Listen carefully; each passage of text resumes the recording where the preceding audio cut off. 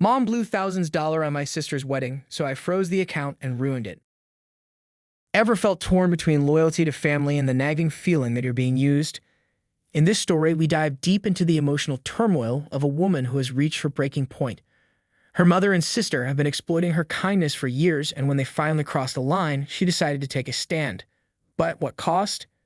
As you hear her story, you'll find yourself questioning, how far is too far when it comes to family?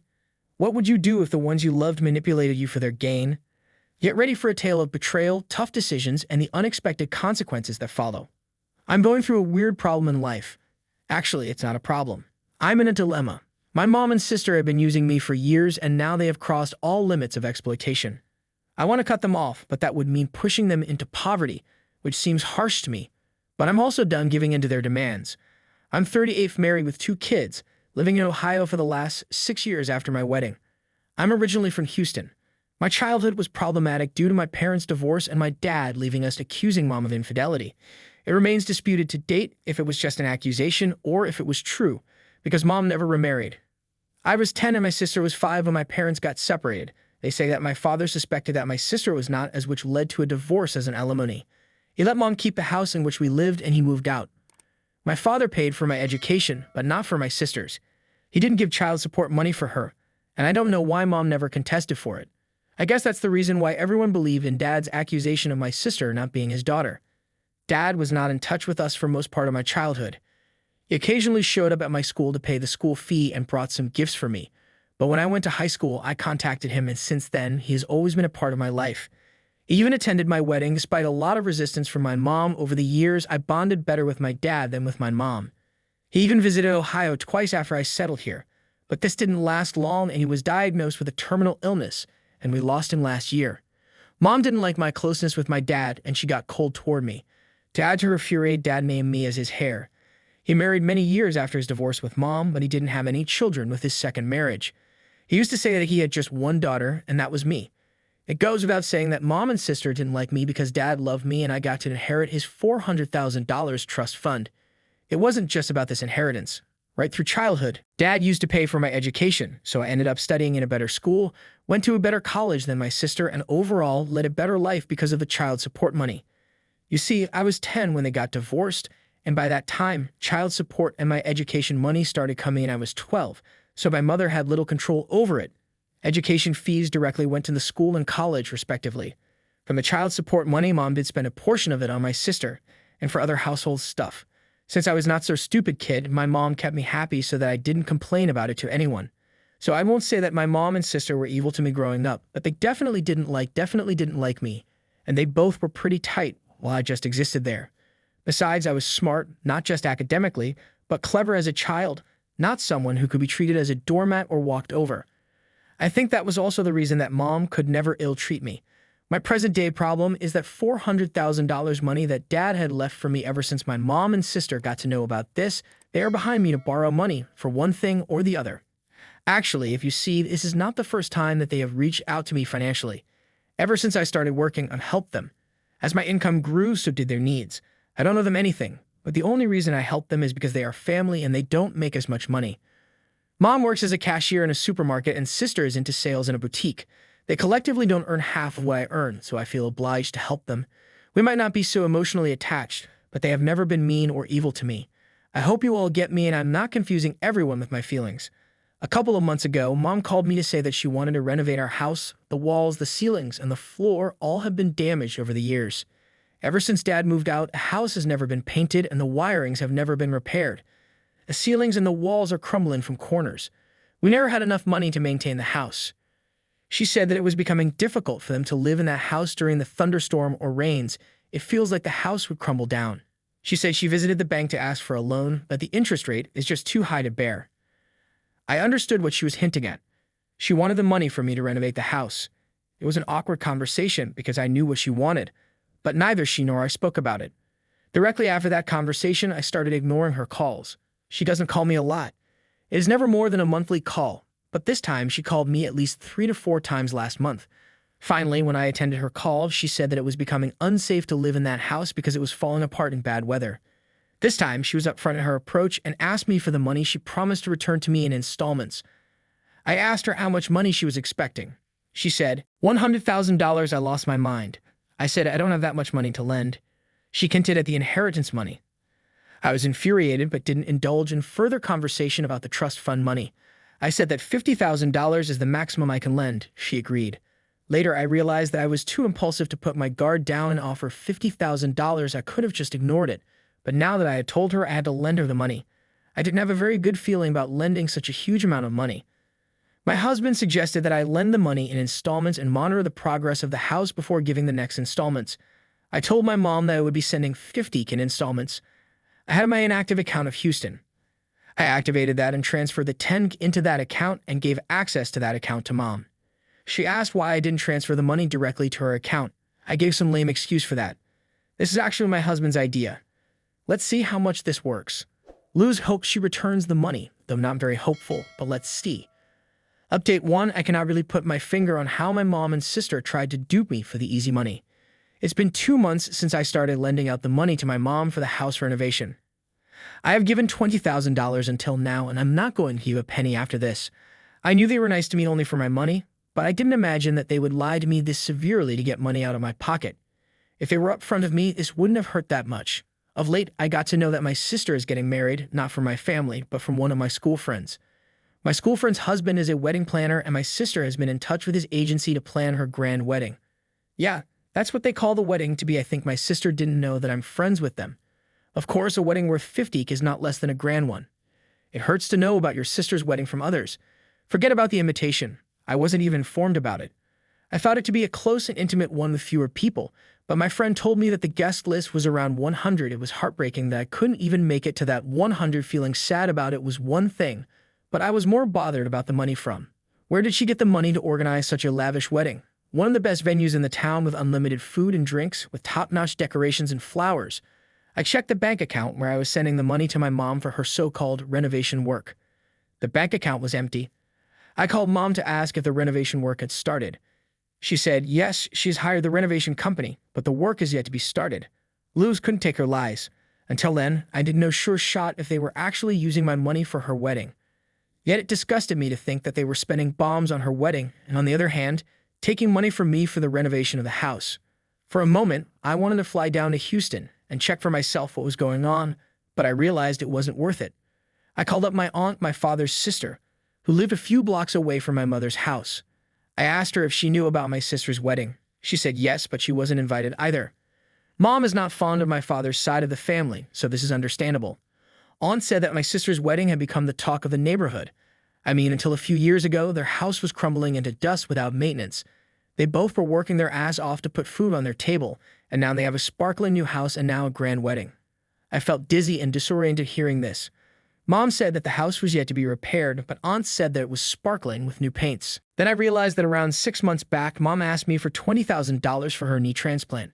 I called up my mom, asking her the details of where she did the knee transplant. I lied that one of my friends needs the orthopedics details for her father's knee surgery. She fumbled for words and said she doesn't remember the name. I asked her for the hospital or clinic details, but she struggled to say anything. She was caught off guard. She just pretended to have a network issue and hung up when I called her again. Her phone was switched off for a while, and then it went unanswered. I dropped her a text as well, but that remained unread for many days. I understood she was lying. The money I gave her for the transplant was used up for the house renovation, and the money she is taking for renovation is actually going for my sister's fairy tale wedding, and also told me that my sister's engagement was organized on the front lawn of my house, and they decorated the house with lilies with wine overflowing. I felt like I was living in a cave because I had no clue that they were living such a lavish lifestyle and pretending to be poor in front of me to suck out money from my pocket. So next, what I did was ghost them. I stopped putting out the money in that account. When my mom called me, I didn't respond. I didn't respond to her text. My sister, who never called me in all these years, called me, but I didn't respond to her as well. I'm done with them, and now I'm not going to entertain any of their lies and manipulation. It doesn't matter that I earn more than them or that my father left me an inheritance and didn't give them anything. It doesn't mean they can leech on me and use me with their false tactics. I have pledged to ruin the big day of my mom's princess. Update 2, I was so red about my mom when I didn't respond to any of their outreach. Mom called my husband. I tell you, my husband is one lot of spoil sport. I gave him the heads up not to entertain any of their calls and texts. But still, when my mom called him, he responded to it.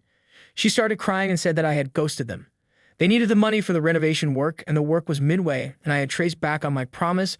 My husband blurted out the truth. Yes, he did that. I felt like smacking down his head. He told her that I knew the truth, that she had been using me for the money all this while, and that the money was actually going to my sister's wedding, and that's why I had cut them off. I got so annoyed with this because I wanted to make them suffer for putting up with this fraud, but my husband ruined everything. He also told her that we knew she had lied about the knee transplant and used up that money for house repair. After that call, my mom bombarded my phone with apologies. She said that it was a misunderstanding. She had loaned the amount from someone for the house repair, and now she was repaying it to him for my money. It was another BS. After her constant calls and messages, I told her I was ready to talk to her only if she promised to tell me the truth. She said, okay. I called her and she told me the whole truth. She said that my sister wanted a grand wedding, but they didn't have money to pull it off, so they decided to ask me for the money. It was my sister's idea to take the money from me using the reason for the house renovation. They knew I haven't visited Houston in many years. Also, I was not in touch with anyone around, so there was no way I would have known that the house is already renovated. I asked her why I didn't tell the truth and asked me for money directly for the wedding. She said my sister didn't want that. She said she didn't want to take a favor from me directly. Wow, do you see that? I said that I know she repaired the house from the knee transplant money I gave. She got silent. I said I knew all the truth, so there was no point hiding. She said that the house was crumbling and my sisters-in-laws wanted to visit them, so they had to get it repaired quickly. And in the moment of hurry, they couldn't come up with any better emergency reason to get the money from me. So she panicked, called me, saying that the doctor had asked her for an urgent knee transplant, and I transferred the money within hours. Though I stood strong on call, I was crying from within how my own mother was duping me for her own good. I understand they have money problems, but it doesn't give them the right to manipulate me and extort money from me using emotions. After I heard all the truth, I hung up the call and cried for hours. I don't remember the last time I cried so hard, maybe during my father's demise. I missed him so badly that day. I felt he was the only one who genuinely loved me and cared for me. After 2 days, I got a voicemail from Mom saying, now that you know, can you please send the remaining amount so that we can continue with the wedding preps? It disgusted me so much that I wanted to abuse her if she was not my mother. How could she be so narcissistic? There was no remorse in her tone. All she wanted was money. They didn't ask me to come for the wedding, not even for the formality's sake. Now when the truth came out, I felt so frustrated that I blocked both of them. I have also threatened my husband not to entertain their calls, and at this time he disobeys me. He would sleep outside on the porch in the cold night. I'm damn serious about this. I'm in constant touch with my aunt, and she told me that the wedding is next month.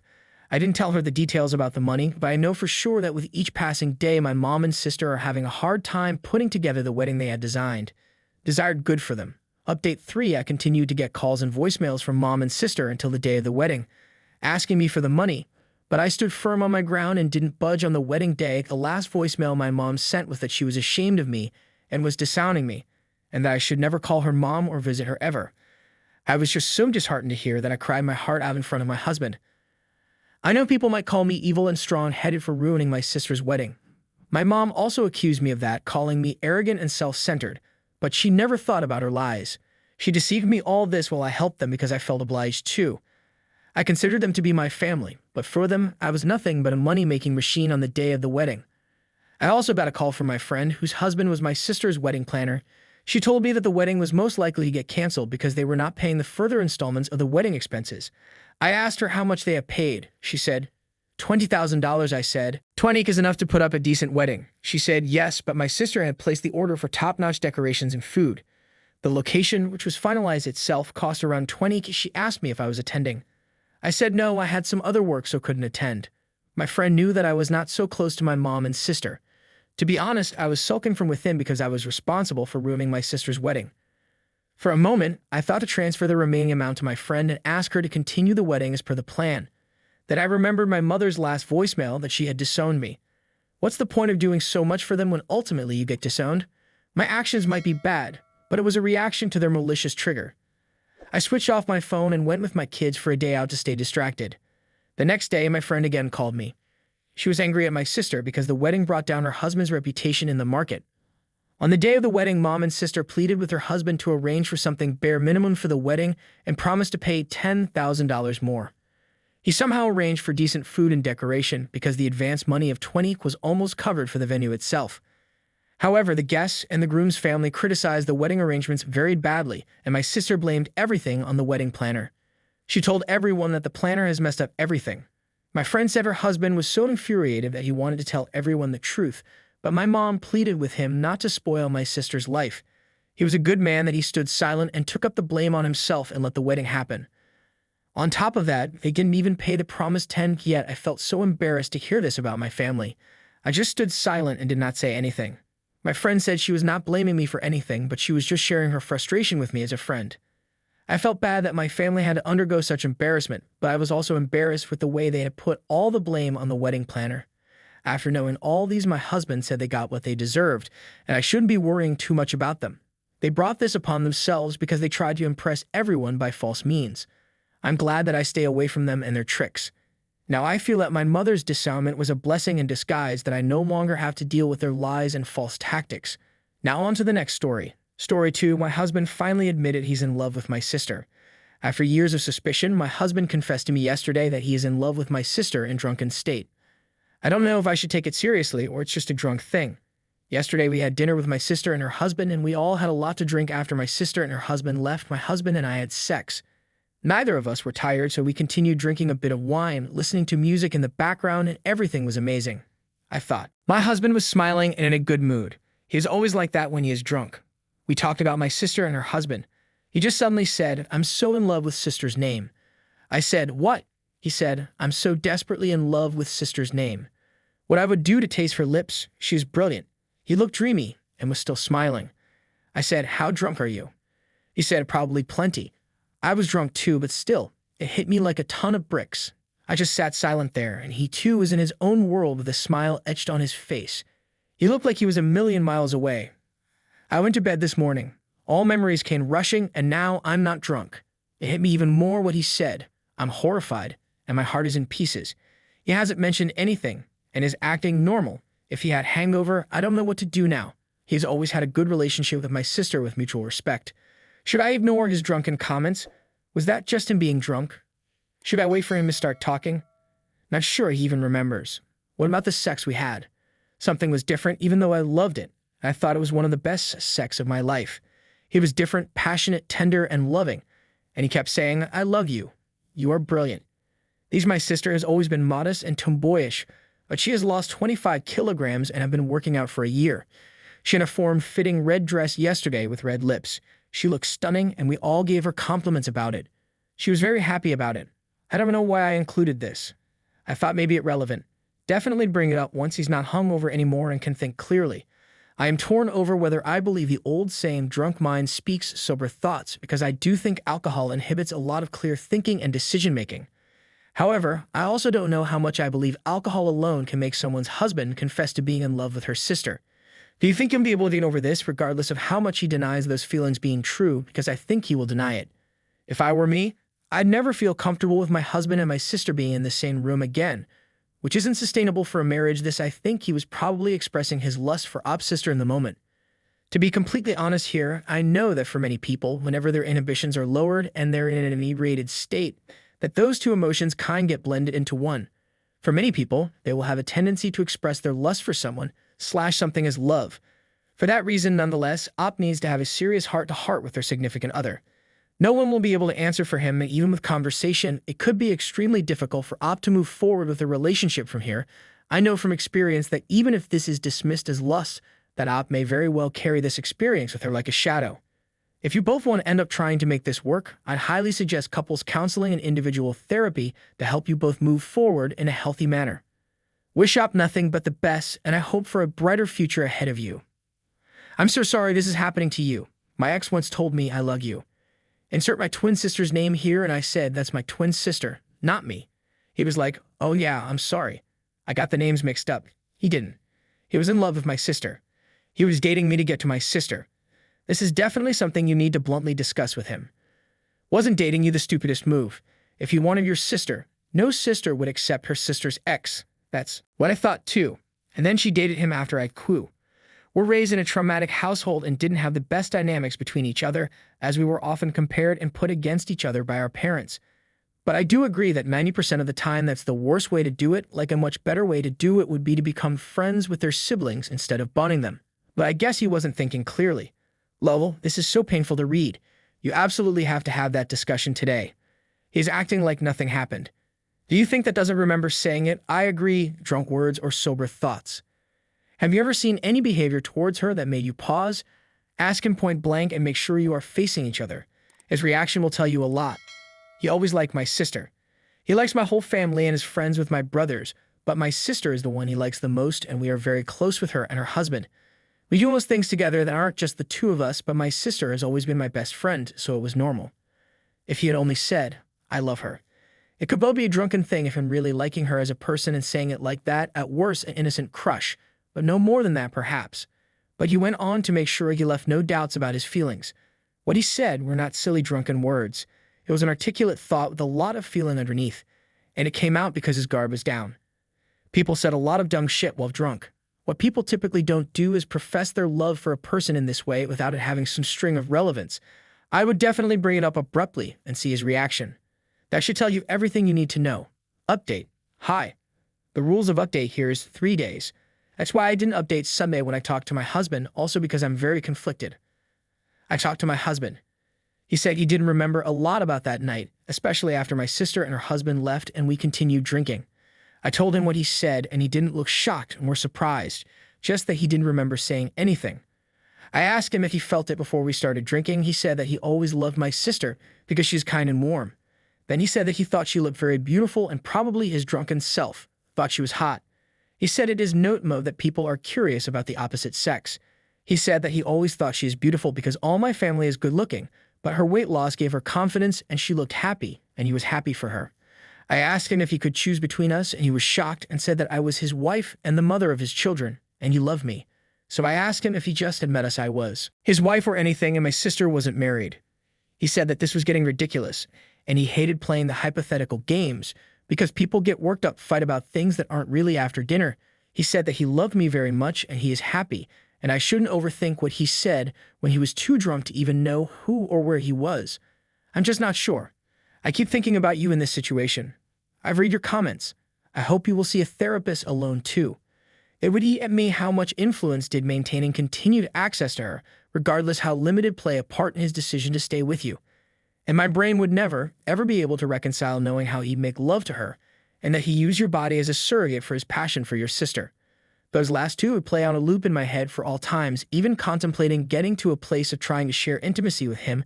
My brain would never get to a place where I could surrender to the moment and feel the connection. I'd be comparing.